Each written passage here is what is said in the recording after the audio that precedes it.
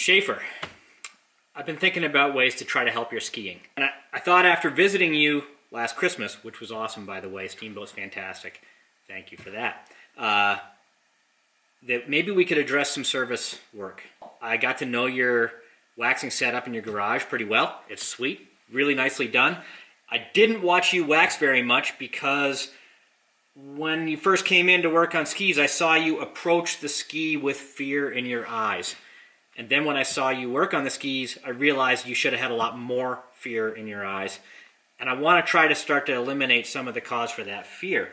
And so I have come up with a system for you, a special system for special guys like yourself to try to make this easier. First of all, skis need wax. They got to have paraffin ironed onto them once in a while. And you're going to have to scrape skis. And when you do, you need the right tools.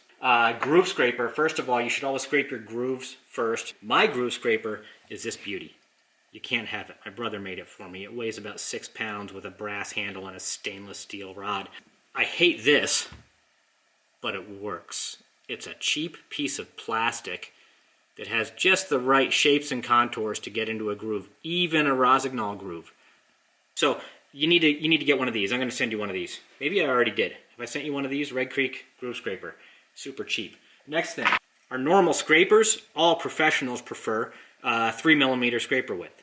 The reason is that skis don't stay flat. They never stay flat, and so you have to sort of be able to bend and flex the scraper a little bit and help get the wax out. However, we have some special edition 5mm Red Creek scrapers for special people like you.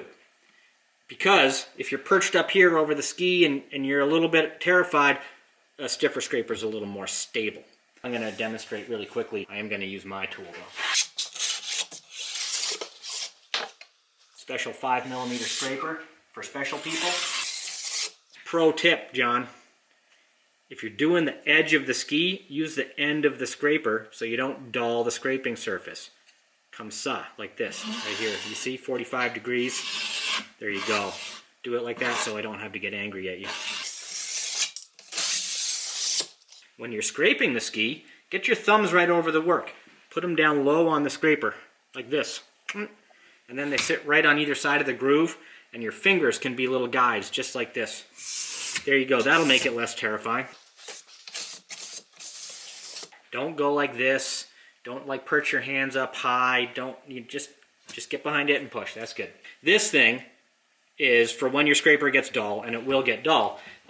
It'll take a lot of wax right off the surface. You're going to need this brush. We call it the monster brush. It's really good for getting wax off the surface.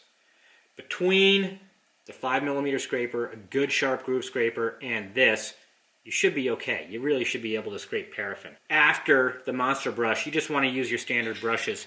If you're not a total cheapskate, you might have some roto brushes like me. They're awesome.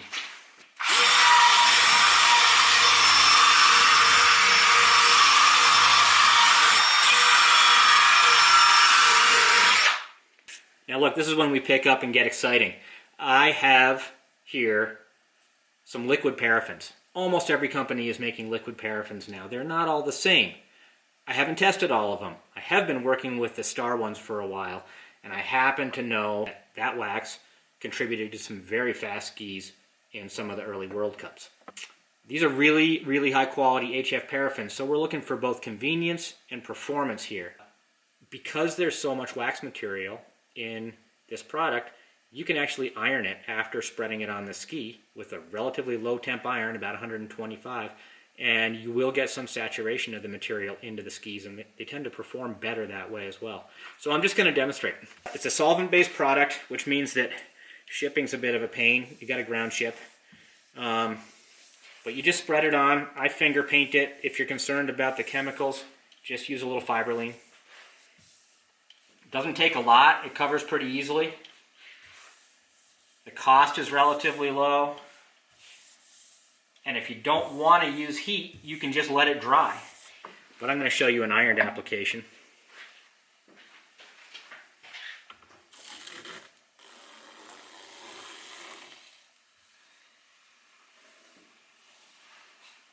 A quick pass with the iron down the ski. will put the wax into solution. Not deeply into solution, but plenty well enough to ensure really good durability and really good performance. At that point, you're pretty much done. There's not much heat in the base. It cools really, really rapidly, and if you just let it dry, that's fine too. I'd recommend giving it a few minutes. You can skip scraping altogether. That nice 5mm scraper that I got you, you don't need it. I really like this brass brush. It's inexpensive, it's really fine, it's really mild on the base. It just cleans the structure really well and takes the excess material off it.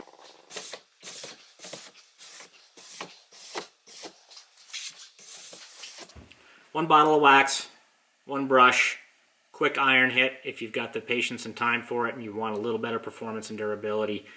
Otherwise, you're good to go. We've got a cold, a medium, and a warm. And they're really high-level performing products. We're using them at all levels of racing and finding some added benefit to them over regular paraffin. I want to reiterate, though, skis need paraffin. Skis need to be fed with paraffin. The bases need paraffin in solution, and this isn't really going to take care of it. You get good performance out of the surface, but you got to get your skis waxed every couple of weeks. So my recommendation is to check with one of the local people who know what they're doing. Like check with Smullen. No. Check that. Go for Tate. Get Brian Tate over. He's a nicer guy anyway. It should be good to go. This stuff will keep you going fast-ish, relatively speaking.